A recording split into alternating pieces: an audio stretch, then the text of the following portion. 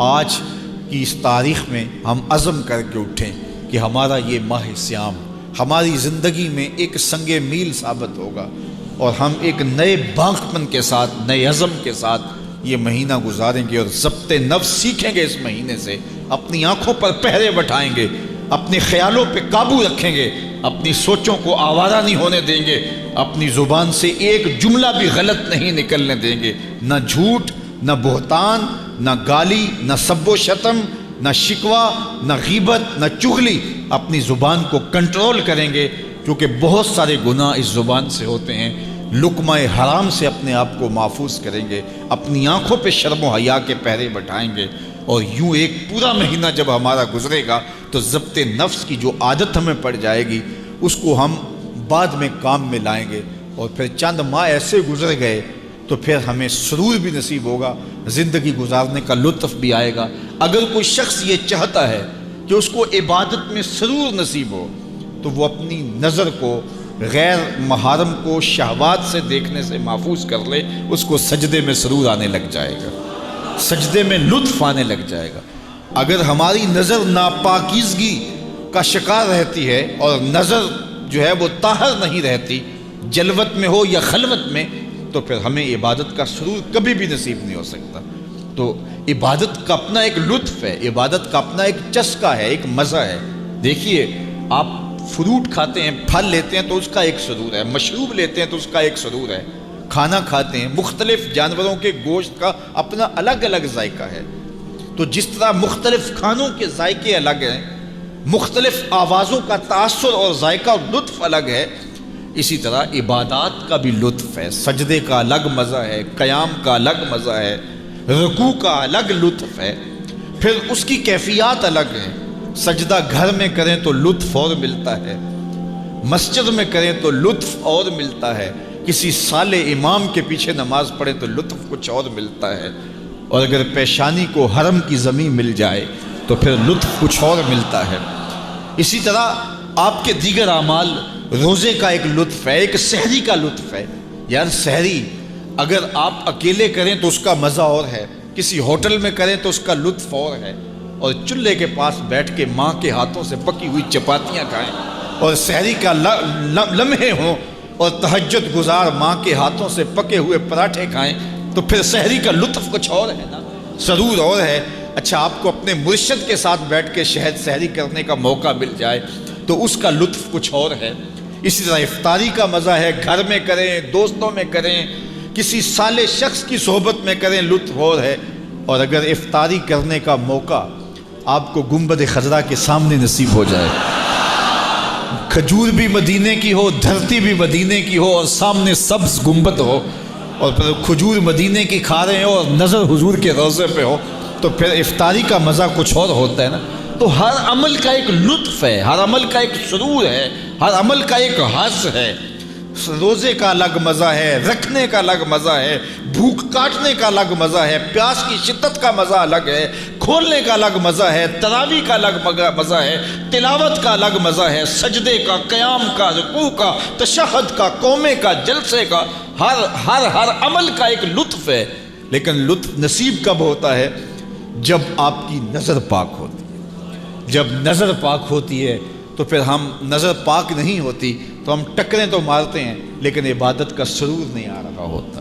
سبحان ربی العالی جب بندہ پکار رہا ہوتا ہے، پیشانی بھی سجدے میں، اس کی ناک بھی سجدے میں، اعضائے بدنیاں بھی سجدے میں، اور ادھر سے پکار رہا سبحان ربی العالی، مالک دیکھ کائنات میں مجھ سے نیچا کوئی نہیں، تیرے سے اونچا کوئی نہیں ہے۔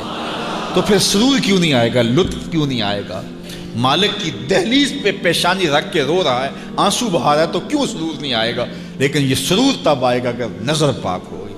آج کے موسم میں، آج کے دور میں نگاہیں بہت ناپاکیزہ ہو گئی، اور دور موجود کے اندر، اس سوشل میڈیا کے اندر، سوشل میڈیا نے لوگوں کی تنہائیاں بھی پاک نہیں رہنے دی۔ آج بند کمرے میں لوگوں کی نگاہیں اور لوگوں کی نظریں ناپاکیزہ ہو گئی ہیں۔ صاحب کیا زندگی یوں ہی گزار کے چلے جائیں گے؟ ہم یہ سمجھتے ہیں کوئی دیکھنے والا نہیں، کوئی تو ہے جو دیکھ رہا ہے، کوئی تو ہے کہ جو ہمارے ایک ایک عمل کا محاسبہ کرنے والا ہے، کوئی تو ہے جو ایک ایک عمل کا وزن کرے گا، اور قیامت کے دن ترازو پہ سارے عمل تولے جائیں گے۔ تو کہیں ایسا نہ ہو کہ زندگی برباد کر لیں۔ زندگی خواہشات کا نام نہیں ہے۔ آپ اپنی ماں کے لیے کتنی خواہشات قربان کرتے ہیں، آپ اپنی اولاد کے لیے کتنی خواہشیں قربان کرتے ہیں، آپ اپنی بیوی کے لیے کتنی خواہشات کی قربانی دیتے ہیں، بہن بھائیوں کے لیے کتنی خواہشات کی قربانی دیتے ہیں۔ تو مالک کے لیے کوئی خواہش قربان نہ کریں اور کہیں کہ مالک کا قرب مجھے مل جائے، یہ کیسے ہو سکتا ہے؟ اللہ کی محبت اتنی سستی تو نہیں ہے۔ یہ دنیا دار سے پیار کریں تو اس پیار کی بھی قیمت چکانی پڑتی ہے، کسی سے پیار کریں تو اس کا بھی کوئی آپ کو جو ہے وہ اس کی بھی قیمت دینی پڑتی ہے۔ تو اللہ کی محبت اور اللہ کا عشق اور رسول اللہ کا عشق وہ اتنا سستا تو نہیں ہے کہ اس کی کوئی قیمت نہ دینی پڑے۔ اپنی خواہشات کی گردن پہ چھری پھیرنی پڑے گی، اپنی تمناؤں کو قربان کرنا پڑے گا، اپنی خلوت کو بھی پاکیزہ رکھنا پڑے گا، اپنی جلوت کو بھی پاکیزہ رکھنا پڑے گا۔ اور یہ روزہ سکھاتا ہے ہمیں، روزہ ہمیں سکھاتا ہے۔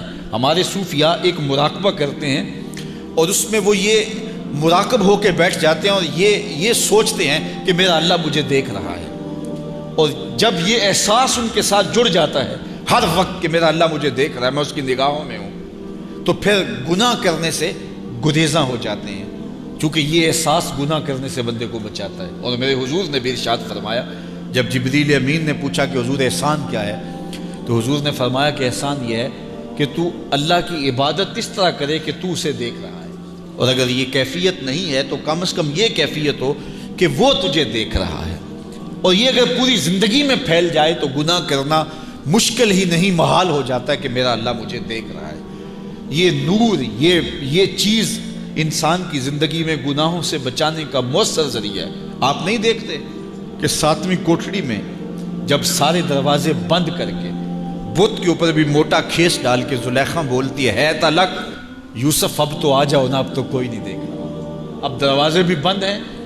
اس نے اپنے بت کے اوپر بھی کھیس ڈال لیا اور حضرت یوسف کو پکار رہی ہے، جوانے راہ نہ ہو، شباب کی جولانیاں ہوں، اور حسن قدموں میں بچھنے کے لیے خود بےتاب ہو، ہاتھ جوڑ کے حسن خیرات مانگے جوان اور شباب سے، تو پھر اپنے جذبات کو کون قابو میں رکھے گا؟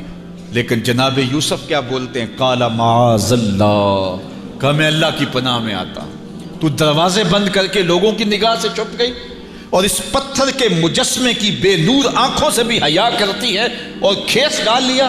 تو اس جھوٹے خدا سے ڈرتی ہے تو میں اس سچے خدا سے نہ ڈروں جو 7ویں کوٹھڑی میں بھی دیکھ رہا ہے۔